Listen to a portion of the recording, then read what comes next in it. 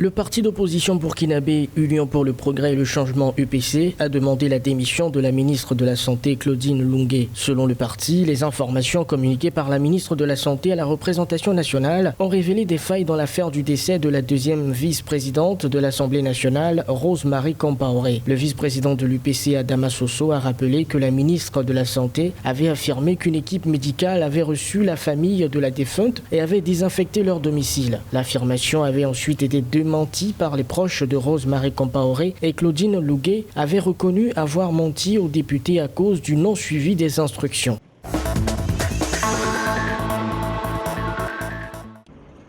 Au cours d'une conférence de presse virtuelle, le directeur des instituts de recherche sur la santé publique du Centre pour la prévention et contrôle des maladies de l'Union africaine, Radji Tajouden, a déclaré que des essais cliniques sont en cours sur le continent. La majorité des essais sont menés en Égypte, 13 concernent les traitements contre le coronavirus et 2 portent sur des vaccins. En Zambie, un essai clinique est également en cours sur l'hydroxychloroquine et en Afrique du Sud, l'étude s'intéresse davantage à la chloroquine, à la protéine interféron et à l'antiviral remdesivir. Enfin, le Nigeria et la Tunisie mènent respectivement 1 et 2 essais cliniques sur des agents thérapeutiques.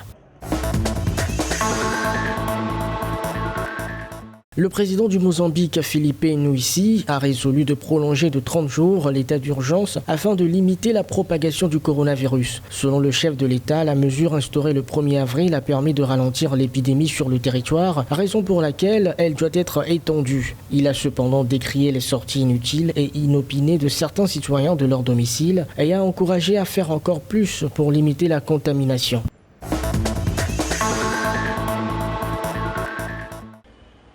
Le gouvernement sénégalais a annoncé la réouverture progressive des établissements scolaires dès le 2 juin. Les élèves en classe d'examen pourront regagner leur classe à cette date. Les établissements sont fermés dans tout le pays depuis le 16 mars à cause de la pandémie de coronavirus qui sévit. Notons que le pays a déclaré 933 cas confirmés de Covid-19, dont 344 guéris et 9 décès au 1er mai.